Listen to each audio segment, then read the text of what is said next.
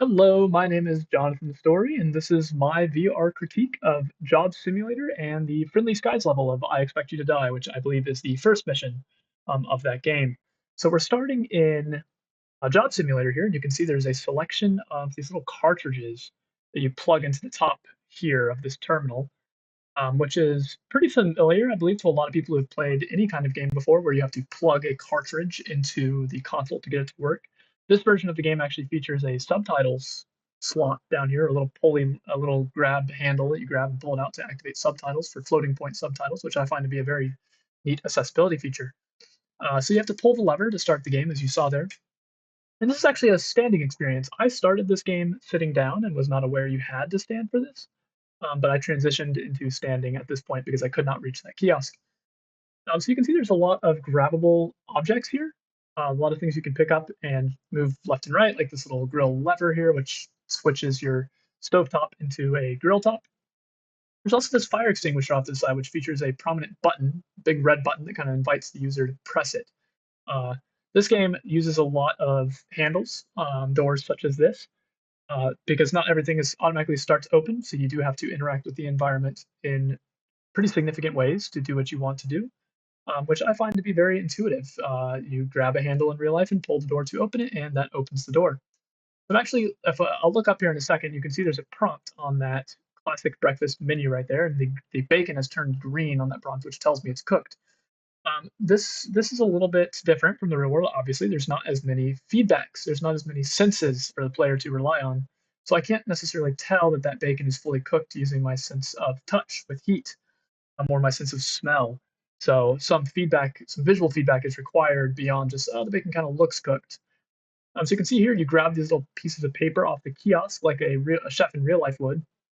You're also approached by customers on the other side of the counter, also like, well, not necessarily a chef would be approached like that, but restaurants in general, there is a slight suspension of disbelief here that is still somewhat believable that the chef would be interacting with customers.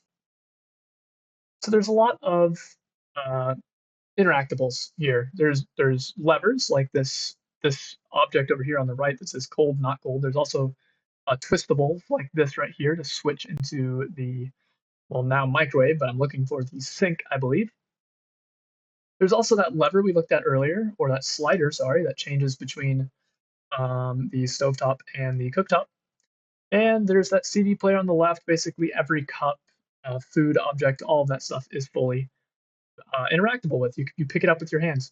One thing this game does very, very well, which I believe is a major design goal of the game, is to make everything operate just off of grabbing inputs. You just have to move your hands around and grab things. There's no additional inputs necessary. You don't have to worry about any of the buttons on the controller. You're just interacting with objects like you would in real life. You're just grabbing them, which I thought was very intuitive and very self-explanatory. I didn't need any tutorial to get to know how to interact with these objects because I already knew how to interact with them in the real world. For example, heating up this kettle of water was as simple as turning on the sink, like I would in my own kitchen, and filling up the kettle with the water from the sink and then placing it on a hot surface to produce hot water.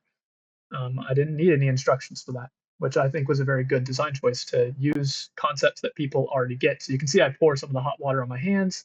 Obviously, I don't get burned because this is not the real world, but I was, tempted to try it anyway because it's not something you can typically do. Speaking of hands, the hands are very, very simple. In this example, I noticed you can actually interact with this turntable type thing up here. You can actually spin that puppy around a little bit, which is another like real world application, or not application, but real world similarity. Something that just makes sense. All the way down to cleaning the dishes, requiring pressing down on this button, um, interacting with the soap dispenser, and then wiping the water over the plates to get them clean. So just overall, a really great experience. Now, as far as the I Expect You to Die experience goes, I actually didn't get to play that, as you can see here. I kept getting this error that said entitlement check failed. So I have this video here, which is just a brief playthrough of the VR experience. I will credit the original video owner in the description. But you can see here there's a socket for this reel, just like there was a socket for the cartridge in the job simulator game, which is a similarity between the two. And right away, there's a lot of, again, real world objects that we already know how to interact with. You saw the steering wheel. You can grab the steering wheel and turn that left to right, just like you could with a real car. So right away, a big difference between this game and the previous game was you play this one sitting down, and the environment is modeled to reflect that. So you are now sitting in a car rather than standing in a slightly more open, like a kind of open kitchen environment. The environment encourages you to sit. It's a very inactive physical game to say the least. But this one has a lot more thinking kind of outside the box and having to do some problem solving and puzzle solving in this VR environment.